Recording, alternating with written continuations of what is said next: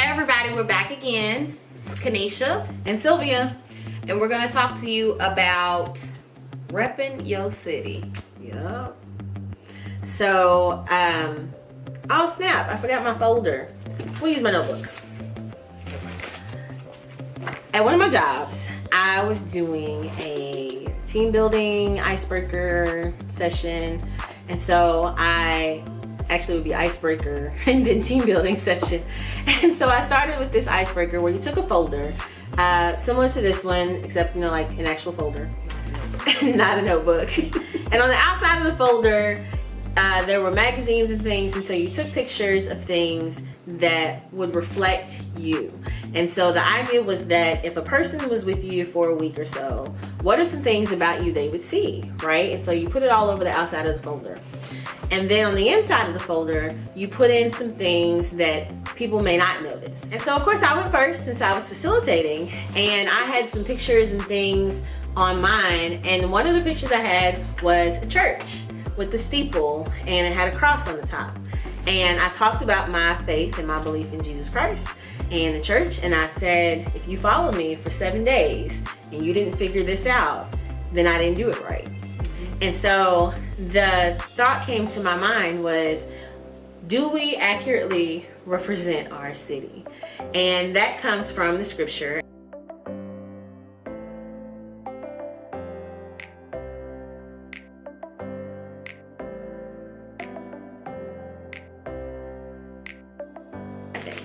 So, I was thinking about that. And so what are the two things that he said, right? And this is Jesus speaking, if you didn't know. You are salt and light, which means you're essential. Right. So we are essential, not just because people need that right now, but think about what salt and light do. So starting with salt, what are some things we think that salt does that are beneficial? It preserves. It preserves. It makes things tasty. It enhances flavor. It also helps in the body with fluid retention, right? And so it is something that creates balance. And if you think about those things and how we use them, what does that mean for us in the world, right? Right. We preserve. We help keep things safe and holy and clean and right. We add flavor, right? Does your presence enhance the world around you? It should. It should enhance the world around you. And how are you helping to create balance? There's so much going on wrong in the world. What are you doing to help make things right? And so thinking about light. What does light do for us? Gives life. Gives life. Helps us to see. Some of us, when I was a kid, my sister was, maybe I shouldn't tell that. She's afraid of the dark. Sorry. That by herself. That light brings comfort, right? It helps dispel the myth of whatever's going on around you that you can't see, right? And one of the thoughts that I had as our role for light in the earth, anybody ever walk through their house in the dark? Because you know where everything is, right? You know where everything is. You know where the table is, where the wall is, where your garbage can is. But then you're tropping through the house and you stump your foot or you trip over something, and all of a sudden you're not sure anymore. Exactly. And you hurt yourself. What do? You turn on the light. And that's what people do in the world. Most people are going through life certain that they know what they're doing and where they're going. But when they trip up and they're not sure anymore, you can come in with that light, right? And help them find the way. And so we're essential. Your salt and light is essential. And if it's essential, then you need to be those things, right? Exactly. And be comfortable with being it. Exactly. Yes, you have to be those things, because like he said in the word, it's useless if you're not. So if I'm salt and I'm not salting things, what purpose do I have in existence, right? What good is the light that's never seen?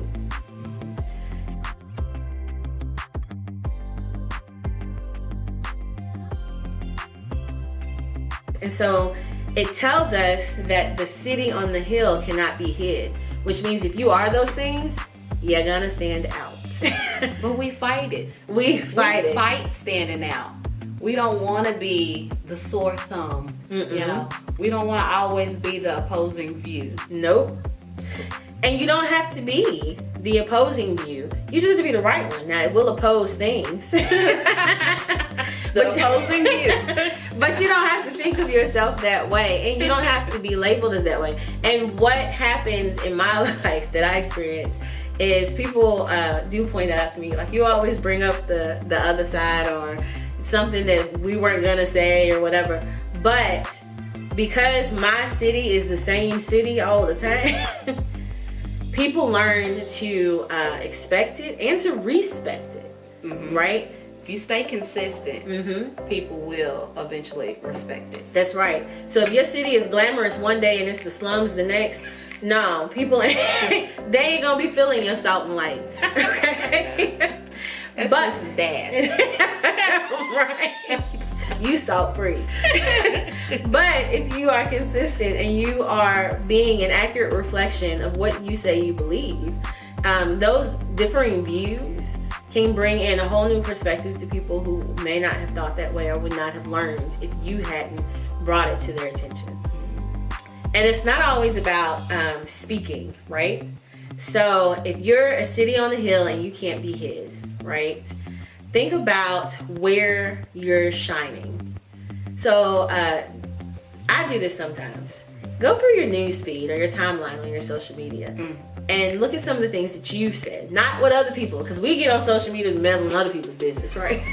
See what you talking about. See what go look and see what you were talking about. I do that every day. Actually, I go back and I check my memories and I'll go through my news feed over the last couple of weeks and I'll just, because sometimes you get on autopilot, your little finger happy, share. Don't be sharing and liking everything. You can't share and like everything. So what were you reflecting, right? Now take it a step further. Go through your life timeline. Think about, and then you don't have to go back to birth. Just think about the last month, right? How did you talk to people? What did you say to people? Kanisha talked about watching what she entertained when she was talking about guarding her heart.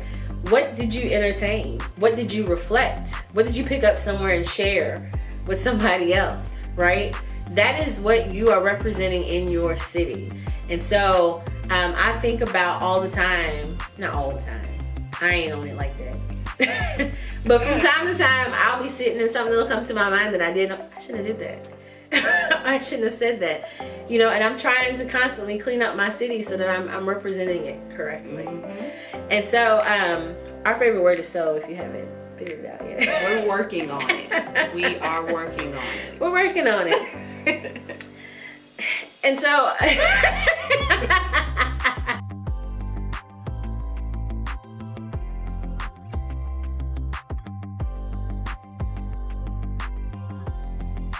so when the Lord saved you, me, Kanisha, everybody, when he put that light in us, we were put on a candlestick. He put it in us to shine.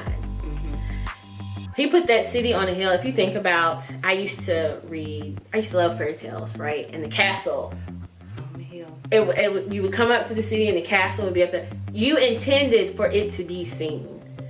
So it is not for us to hide our faith.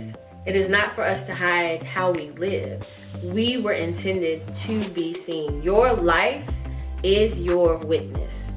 It's not a private, I'ma hide it, nobody needs to know, this is between me and God thing. God don't need no undercover agents. No, he does You are not in the underground church. No. Thank the Lord we're not dealing with that here. No.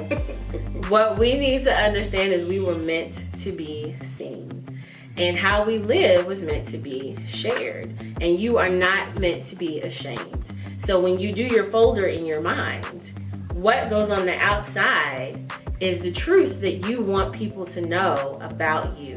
And if you're a city on a hill, you should be seen. And you should represent that city with joy and with pride. I remember when I first got saved, I had this whole, talk about myself to myself, about how I was going to tell the other people what I could not do. I was concerned. And explain it. How am I going to explain we've it? all been there. Yes. Mm-hmm. But now, you know what? I'm a whole grown city, okay?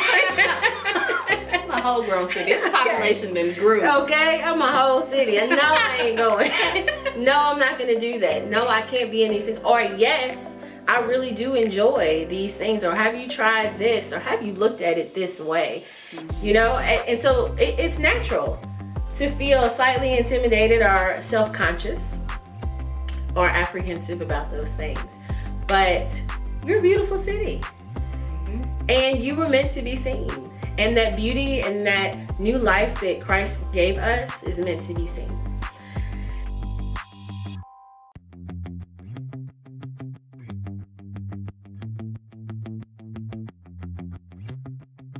What are you glorifying? I think Kenesha's a pretty smart person. I think I'm a pretty smart person. You know what I'm saying? But I'm not doing it for Sylvia. No. And that intelligence didn't come from Sylvia. Sylvia was a kind of lazy student, to be honest. The stuff that's in me was put in me to glorify God. I'm not here to pursue all my own ambitions and to make a name for me. I'm here to glorify God. So when you do your timeline review, and I'm not just talking about social media, I'm talking about life. Go through your life timeline. What are you glorifying in what you wear, in how you speak, in what you promote, in where you're going, in what you teach your family members or your students, or what you teach your neighbors? What is it that you glorify with your life? Because we have the instruction here that the light is supposed to shine so that people know my Father, okay? Not me, but who I represent. My city is something that should draw people in. That is something that we really should work on. What we teach, what we believe, how we treat each other. You know, if I am keeping the commandments and honoring my God above all else, and loving him with my heart, mind, and soul, and loving others as myself, people should be drawn to my city and want to have a city of their own. So they should see that example, and it should win them over. I don't have to beat it into their heads. So, you know, just food for thought. How do you represent your city? How you repping your city? Are you a city? Because if you're hiding it, you may have lied about what you might be a small town. I'm gonna say for your little town, little country town. Little township. But when he comes in and you become that city on the hill, represent your city. That's it, I'm done. I think it should stop like that. Okay. Represent your city.